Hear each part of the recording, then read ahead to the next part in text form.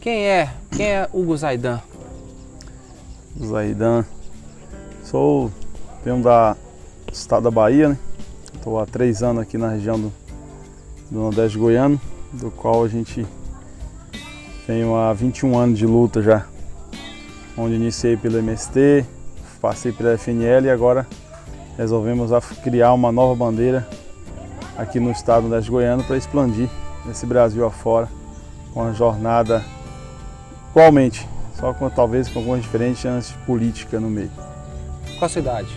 33 anos. Qual é o teu maior objetivo na vida, Hugo? Acho que o maior objetivo meu e de todos aqueles que se vêm para essa frente de luta como militante é pegar um antepassado lá atrás e colocar na veia, que já corre o sangue vermelho, que é fazer a conquista dessas terras e colocar esses trabalhadores no seu devido locais, devolver suas terras de origem, como assim vem fazendo nos outros estados com os quilombolas, com os indígenas. E aqui a mesma coisa, mesma cultura de devolver a história nesse Brasil, que cada um tem um pedaço de chão. Como você começou nesse envolvimento com a terra, com a questão agrária? Comecei lá na minha terra aos 13 anos de idade, devido na minha região tinha uma ocupação também, né? Em uma das maiores fazendas, do qual ali eu vi e me apaixonei pelaquela história e toquei a jornada, né? E aí a gente vai se seguindo diante, vendo o sofrimento das pessoas, o que a gente passou, né? Por esse caminho afora para chegar até aqui. Esse caminho afora que você diz, você já teve em Carajás, você já teve em Pontal, Paranapanema, tem alguma história que você queira dividir com a gente? Bom, eu estive no estado do Pará, né? Quando assim, depois da Dourado Carajás, a gente conseguiu ter um contato com, né, a Josa Feira de Dorothy, e ali naquele exato momento a gente se conhecemos e tivemos uma boa jornada com a aquisição do Pastoral da Criança e tal, aquele negócio, né? E ali é quando, no assassinato dela, a gente estava ali pela região, então, inclusive, naquela semana a gente tinha tido uma grande conversa e no exato momento, quando a gente se separamos de vir voltando para o estado da Bahia, em uma tarefa, houve o assassinato. Então, é muito triste uma situação. Voltando para Paranapanema, a gente teve, né, na década ali com a isenção, com todos os companheiros naquela formação, quando houve um massacre. E dali veio ser desapropriado 35 fazendas, devido a que aqueles fazendeiros se uniram naquela época. Então isso ficou uma maior história dentro de São Paulo, qual hoje começa a ter uma nova história de mudança, que também esta bandeira já está lá expandida naquele local do Pontal Paranapanema.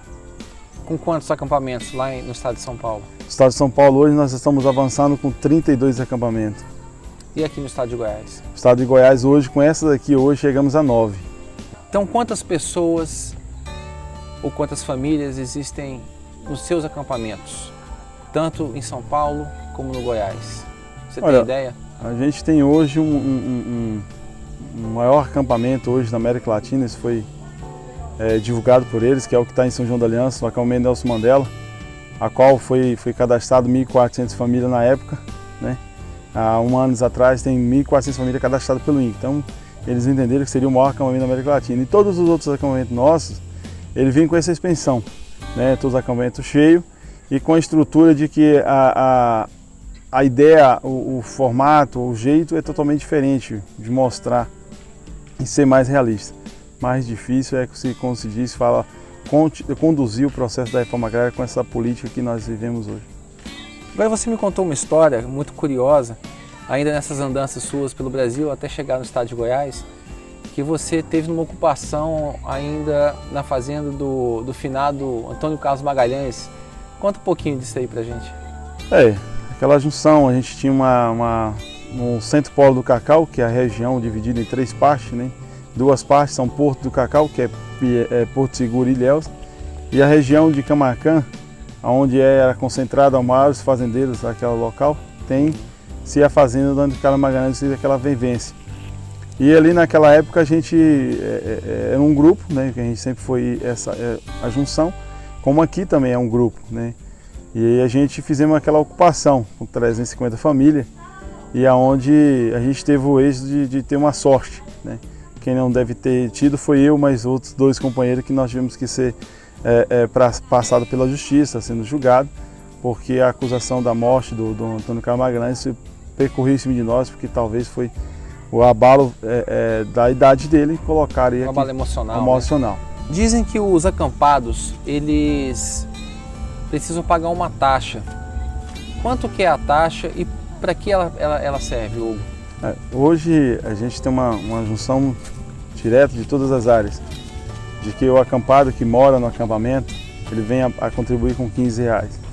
O acampado que ele está acampado conosco, mas ele não mora, mas ele está aqui frequentemente final de semana, que ele exerce, vamos dizer, todas a parte que ele teria de folga na cidade, está dentro do acampamento, plantando, vivendo, ceando com todos os companheiros. E pagam 30, né, do qual essa qualificação hoje a gente coloca em divisões com toda essa organização, essa estrutura, né, que é advogado, né, a questão de alimentação quando a gente não tem, a gente mantém a questão da escola quando o prefeito não quer bancar, a gente consegue ter hoje aqui, graças a Deus, todo o espaço de ajuda. A gente agora está com 3 companheiros agora que nós vamos mandar internar, né? E isso é responsabilidade do acampamento, minha responsabilidade. Eles são alcoólatras e se pronunciaram pedindo ajuda. Então assim, a gente tem esse lado aberto. E não é só o alcoólatra, o drogado. Então assim, a gente está aberto a essa discussão e a gente está, com fé em Deus, nós vamos conduzir esse processo aí desses 3 companheiros. E tem advogados, tem engenheiro agrônomo também? Temos de advogado, temos engenheiro agrônomo, né? Que o qual agora nós estamos aí finalizando agora com o estudo da terra aí nas áreas de São João da Aliança, do qual na área de Alto Paraíso, que é o pré-assentamento do Ocelino Falador, toda essa averiguação é estudo por essa equipe técnica também que é viabilizado conosco. Você, como disse antes, você foi do MST e da FNL, né? Isso. E a FNL você saiu agora final de 2015. Você teve algum problema com José Rainha? O problema todo é porque assim, quem conheceu a história, né, quem foi um aluno dele, que como nós e a maioria somos ínclinos de dizer que nós nunca deixamos o companheiro para trás. E quando veio a ordem de que eu tinha que largar os companheiros aqui numa liminar de despejo e ir para São Paulo para uma reunião, eu fiquei me perguntando o que seria mais importante. E eu voltei a ligar para ele e a decisão dele era uma só, né, deixar os companheiros aqui só. E eu disse para ele que eu tomaria a decisão de não deixar. E acabou que houve esse desfecho e ele não concordou e eu tive que ser bem claro com as famílias, do qual hoje não respondesse nenhuma área quando eu estava com ele, era 7 áreas, nenhuma das 7 áreas foi resumida a ficar com ele e as famílias todas se revoltaram em cima disso. Então, hoje a indignação das famílias porque apostaram no que ele subiu no palco uma vez e disse para essa família que estaria aqui até o último.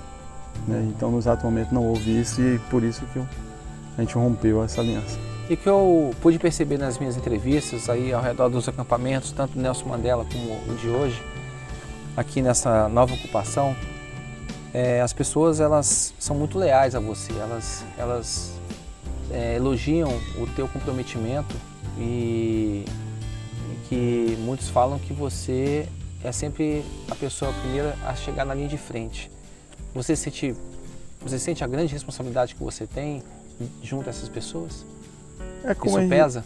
É como a gente fala, hoje eu tenho uma equipe, né? A gente tem uma equipe de frente de massa, de direção regional e estadual, que além de mim eles também estão nessa frente. Então assim, a gente tem essa unificação, mas o que as pessoas veem é o que a gente prega que a gente estamos aqui para ser o primeiro em tudo. Então às vezes quando você não vê, o medo se abala. Então às vezes a gente aprendeu que a conjuntura aqui é estar sempre na frente para que as pessoas tenham certeza que aqui está seguro, né? Como você mesmo viu hoje lá, tinha todas as estratégias para sair com toda a pacificação, mas a gente foi querer ser repreendido. Então a gente tem que recuar, tem que voltar, tem que pensar. E muitos deles ficam preocupados. Por que ele está parado, está pensando o quê? Tá com esse receio, mas não é. Ali eu tenho que pensar porque eu estou com essas famílias. Se acontecer algum erro, a culpa vem para cima de mim. E essa culpa ela é conjuntura de que eu tenho que... A minha experiência hoje ela é contínua, né? De um processo que amanhã é outra ocupação e outra ocupação, então a gente tem que fazer na Santa Paz, como a gente não deixar falhar. Então eu entro porque eu tenho que mostrar para eles que está seguro o local, mesmo com toda a repreensão de polícia, com tudo isso, mas a gente adentra. Você viu no caminho de lá para cá que todas as fazendas estão com homem armado, aquilo ali não existe mais, pela legislação, aquilo ali se torna como pistolagem, então não é mais permitido. Mas mesmo assim a gente ainda consegue ver aqui no estado do Goiás essa insatisfação de ver os fazendeiros colocar pessoas armadas e ser aberto para a justiça com os olhos totalmente diferentes. Para essas famílias tem medo de ver aqueles homens ali. São pessoas igualmente a nós, que não tem curso nenhum. Então talvez se a gente adentrar ali, vai sim atirar, vai ter assim um massacre, e o qual a gente não quer isso para essa organização, levar essa história de ter que ter terra. Há muitas informações de que há pessoas que têm domicílio em cidades como Brasília, São João da Aliança, Formosa, e que, no entanto, estão participando do movimento sem terra, sendo que já pagam aluguel e têm um domicílio. Alguns são servidores públicos. Alguns têm, né, muitos têm carros até inclusive muito bons e tal.